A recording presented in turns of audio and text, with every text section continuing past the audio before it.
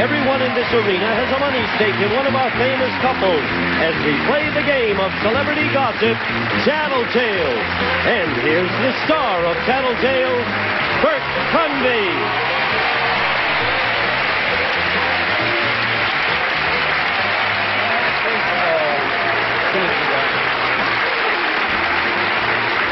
I thank you so much. Hello, everybody. Welcome to Tattletales. It's nice to have you with us today. I feel good today. I shouldn't. I've already had an awful morning. I just bumped my head on the trunk of my car. Did you ever do stupid things like that? No, I'm not looking for sympathy. No. Well, but if you want to, it's okay. Thanks. Anyway, rolling right along, we have three wonderful couples today who don't need your sympathy. They're so terrific, and they're going to win you a lot of money. I promise you that. Here they are, winning money today for the blue section. First time on our show, as a matter of fact, the star of Grady, Mr. Whitman Mayo, and his wife, Gail.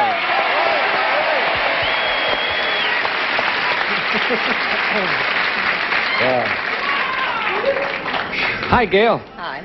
You look absolutely beautiful. Why, thank you. Yeah, have you ever seen it on television No, what before? does she look like? Because, you know, very often people come and they haven't seen their wives on television Wow, before. baby, you See, look never mind, Orson, sit down. Welcome to you both. It's nice to have you with us. We'll talk about Thanks, Grady. Bert. I know it's going great. We'll talk about that in a minute. Now, winning money today for the banana section, and he's already started, as you can see, old favorites of ours, Mr. Orson Bean and his wife, Carolyn Bean. How does he look on television? He looks, how does he look on television? He looks fair. Yeah, he looks. No, he looks very good on television. And Carolyn, of course, always looks gorgeous. Nice to have you, my darling. Thank you. Thank Good you. to be here. Yes, it is good to be here, isn't it? And winning money today for the red section, also the first time on our show, and this is kind of fun to have him on with us, Mr. Wink Martindale and his wife, Sandy.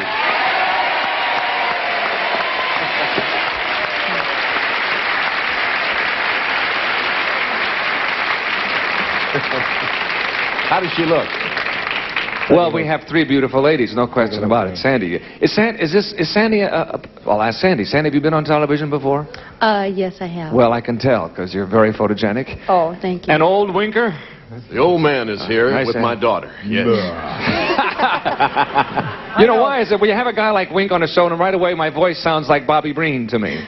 I say, "Hi, Wink, how are you?" He says, "Hi, Bird, wonderful to see you." You probably think Sandy is sitting down. She's standing up. She's about 5 feet tall. Is that right? Yeah. Oh, we'll find out when she comes I know out. her from the vegetable department of the Hughes Market. You do? We need her. Oh, She you're... asked me to reach her an avocado once. I almost stole his oranges. Wait a minute. Oh, really? Hold on here. Moving right along. We haven't even asked a question and you started already. And here Wink and I comes the meet first at one. Mayfair. Speaking of questions, here's the first one worth $150. Ladies, a minister recently made news by publicly burning thousands of dollars worth of rock records. This is true. He claimed that hard rock music is so sensuous that according to a survey of 1,000 unwed mothers, 98% of them were listening to it when they became pregnant. Gene Wood is hysterical. What, does this sound familiar, Gene? Tell us, would hard rock music tend to enhance your romantic interludes or to turn you off? Think it over, ladies. Don't personalize now. Off you go. That's a kind of an interesting Don't question. personalize? Well, they have to personalize, but not the I other would hope part. so. Grady, what will Gail say? She would say, Bert, that hard rock would turn her off. Yeah. I mean, turn her on. Oh, turn her on. Turn her on. But hard rock music would turn her off. Let me put this by again here. You're going to say, I forgot the question now. Would hard rock music tend to enhance your romantic interludes? And the answer is yes. Or it, No. It would not. It would not. It would turn her off. Yes. That's what I meant to say. Hard rock music would turn her off. Hard rock music would turn her off. Whee! Let's go. Here she comes now. Gail, tell us, would hard rock music tend to enhance your romantic interludes or turn you off? It would definitely turn me off. That's it. You got it. You are right.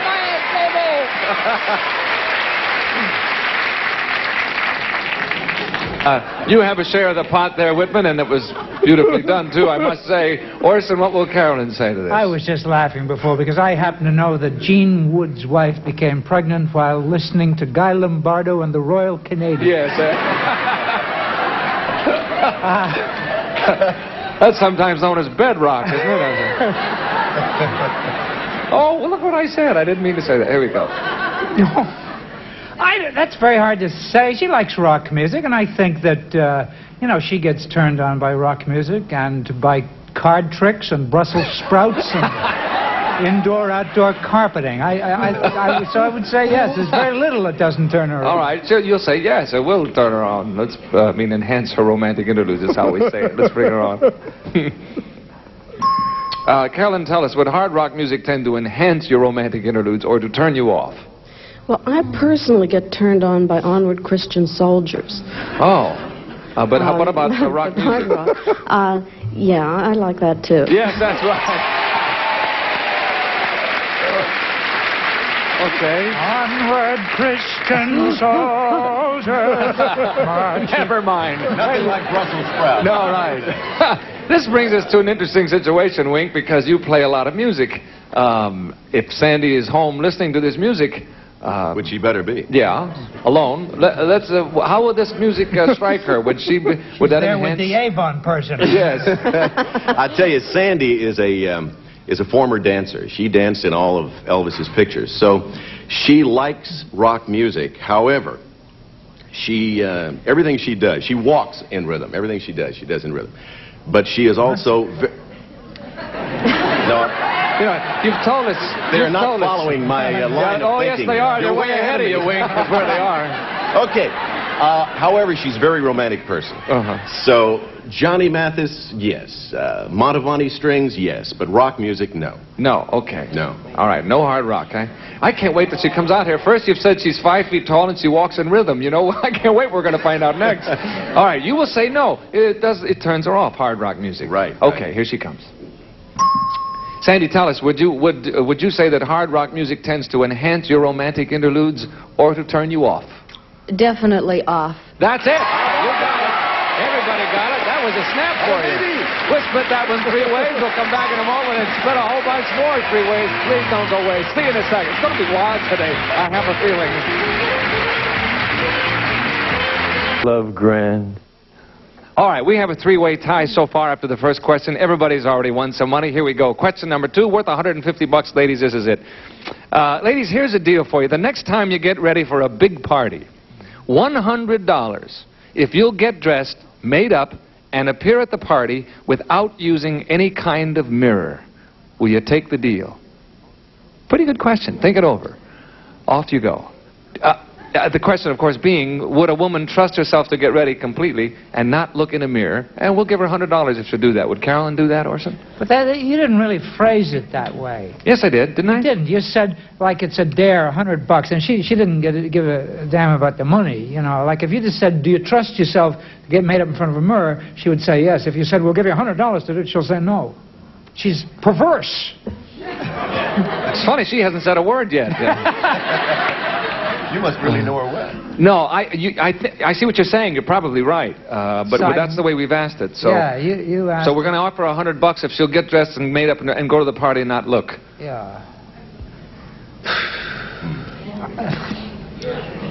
It's Hobson's choice. I don't have a clue what the hell she's... Well, now, if you... Yeah, all right, yeah. Well, because you said she would go without looking in the mirror. So, for $100, we don't have any mirrors in the house. I'm a vampire. I understand. I don't know. I'll go with they know better than I do. You're going to say she'll take the deal. I guess so. I don't know. It's a rotten question. I'll say, yeah. No, it's a good question. I know. I meant to say it's a good question. No, I think it is. Good and right. I think what has turned you off perhaps is the $100, which doesn't seem to make much difference one way or another. We just did that to sweeten it a little bit. Yeah, I think she could get ready. You know, depending on who was coming over, she wouldn't have much to get ready. You know? Yeah. Well, this is going out. I think you're going to a party. She doesn't wear a lot of makeup and stuff. Right. Okay. So you'll say she'll take the deal. Without any enthusiasm, I'll say. Here she. We'll take that into account. Okay. Thank you. Carolyn, what are you going to do now? You're going to a big party, and we'll give you $100 if you'll get dressed, made up, and appear at the party without ever using a mirror. Will you take the deal?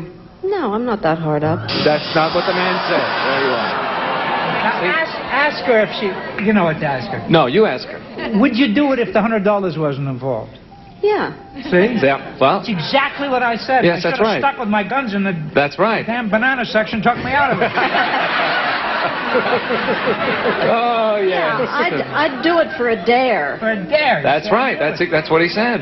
So we offered you $100. You said no, and then the bananas just lost a little bread there. But don't worry about that. They'll get you later. Wink, what will Sandy say? Well, I tell you, Sandy is not a vain person, but I can assure you that she takes longer than, I guess, any woman I have ever known to get ready to go someplace. You ladies know how that is, I'm sure. Especially this my group over here. I can tell these gals. It takes you a long time. However, last Halloween, Sandy went to a Halloween party nude for $50, so I think that probably she would do this for $100. She went nude for $50? That was a joke. I'm not serious at all. My answer is I think that she would get ready without the mirror for $100. Do you think she would? I Yes. certainly hope she Yes. would. I see the guys taking up a collection in the red section now. They got 35 if she'll come out here nude. Do you think it'll work out, fellas? All right, you'll say she'll take the deal. Yes, She'll take the $100 and not look in the mirror. definitely. Here she comes now. Sandy, the choice is, of course, you're going to this big party. And we want you to get dressed up, made up, and appear at this party without using any mirror of any kind, and we'll give you $100. Will you take that deal or no? Yes, for sure. I That's it. You got it. Sorry about that, Orson. That's all right. Me and the banana section are very rich, and we don't need the money. We don't. That's true. You and the bananas don't care because Orson's going to make it up to you out of his own pocket, gang. Don't you worry about it at all. Orson's joking about it, but nobody in the middle section's laughing. Yeah, isn't that funny? Moving right along, Whitman, what will Gail say to this? Well, Bert, I think that every person has their price. See. Now, I don't think $100 is enough Is the for price. Gail I see. to keep her out of the mirror. Now, if we would raise the ante a little bit. Do you believe this? See, I no, I'm think going to she negotiate for the she would question. stay- she would stay. So, therefore, I would say that, no, she would not take the She wouldn't 100. take the $100. No, she needs that mirror. How about the 150? 100, we're getting close. Okay. You'll say yes. She will not take the deal. Here Right. she comes. The deal is, Gail, that we want you to get ready for this big party. Get all dressed up, made up, and appear at the party without using a mirror of any kind. Would you take that deal for $100? I'll take it. No, that's not what Whitman said. He said it wasn't enough money. Sorry about that, gang. Sandy and Wink get the whole thing for the red section. We'll change places at halftime, gentlemen. You'll step to the rear. We'll bring the ladies out front. We'll come back with the second half. Could you get ready without a mirror? I don't think I could.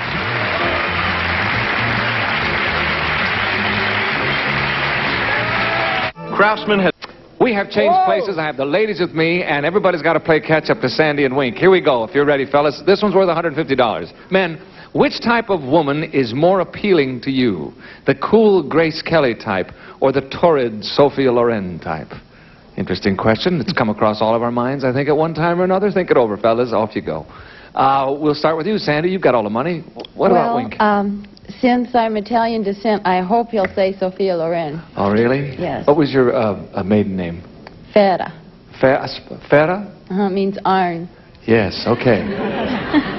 Sandy Ferra. Grazie. You say the Sophia Loren type. Here he comes. Which of those types would you say is more appealing to you, Wink? Grace Kelly type or Sophia Loren? Well, I've always been a pushover for blondes. You can tell that by looking at my wife. But I would go for the very cool Grace Kelly type. No, that's not what... That's what I said. I wouldn't go for the cool, appealing Grace. No, but you're close, Wink. Well, there went our record. Oh, Our my. perfect photo There record. went something else, I'm afraid, too. Sorry about that, Wink. Gail, what's Whitman going to say? Sophia Loren. He will? Absolutely. Absolutely. You say that They with some better. conviction. Here he comes now. Whitman, which type will it be? The cool Grace Kelly type or the torrid Sophia Loren type? Really, Bert, I'd have to go with one that closely resembles my very own wife. Yeah. And as a result of that, I would say the torrid type. That's Sophia Loren, you mean? The Sophia Loren type. Yes, that's what you said.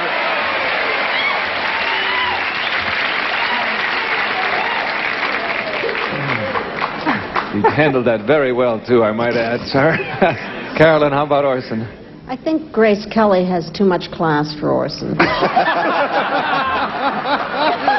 So I'll say Sophia Loren.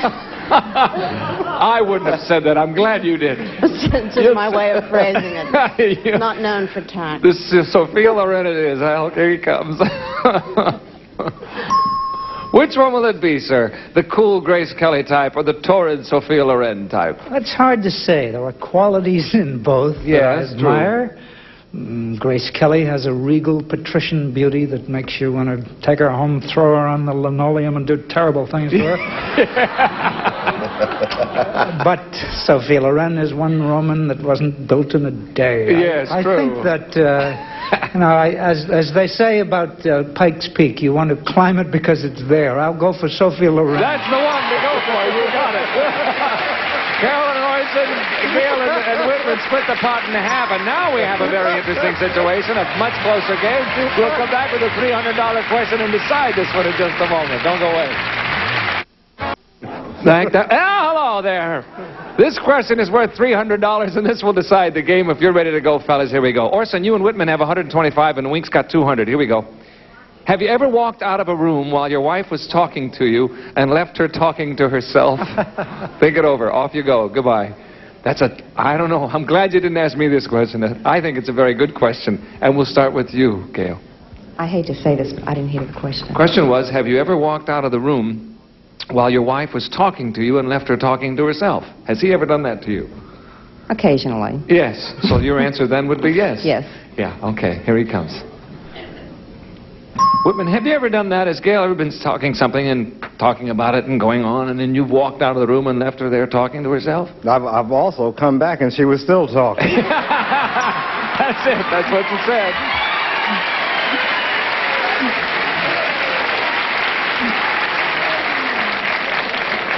Does she get upset with you for that? Absolutely. Yeah, I know what you mean, but I know that. Okay, Carolyn, how about Orson? What will he say to that? Yeah, he's definitely done that. I don't even know if he's aware of it, but he has done it. He missed it, but he did it. Right. Yes, it is. Here he comes. Orson, you're having a conversation, and Carolyn is talking and talking and talking, and you get up and wander out of the room. Have you ever done that and left her there talking to herself? One day not long ago, she paused in mid-babble and said, "Am I boring you, darling?" I said, "No, dear, I'm not listening." Yes, I'm afraid I have walked out. Yes, that's right. That's what you said. And she does it to me all the time. She does. I'm talking to her. Yeah. And one of the kids will come in and try to talk to her at the same time. And I suddenly realize that she's whispering to the kid so as not to interrupt me. And I'm talking to her. And you're still talking. But at least I stay in the room. Does that sound familiar? Doesn't it seem that when you have a child or two or three that you have 4 conversations going on at all times? Yeah, well... Boy, I do. It's murder. Thank you, Orson. Okay, this will decide the whole ball game here, Sandy. What will Wink say? Winston will say yes, because he even tunes me out when we're in the same room and I'm talking to him. If he's watching the news or a ball game, I can just talk on and on. He has no idea. Did you say Winston? Winston Conrad Martindale. Winston Conrad Martindale. Yes. Must have come over on the Mayflower, wouldn't you say? Let's bring Winston on, then. Hello, Winnie. Yes. We just woke me up. Sorry about that. This will decide the game, Wink. I don't want you to feel any pressure or any tension. Thanks, Bert. Like I needed that. But the other 2 fellas have it right, and here you go. Have you ever walked out of the room and left Sandy talking to herself? Bert, Italians are noted for the talk that they can make. I mean, my wife is an incessant talker. And I can assure you that if I didn't walk out of the room sometimes, I would never get any work done. So the answer is yes. That's it. You got it. You all got it. We split it 3 ways. However, time is up. The red section with Sandy and Wink have won it today. We will come back momentarily and let you know how much Sandy and Wink have won. Don't go away. See you in a moment.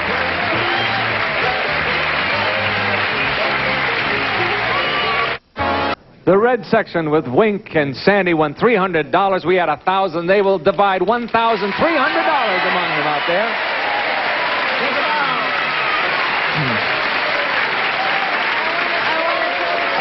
Wink, at the moment you have Gambit, of course, on CBS. And when is it on? Tell everybody, because I know it's different on each coast. Well, in the Pacific Coast, in this time zone that we're in here, it's on at 10 o'clock in the morning. Right. Bert.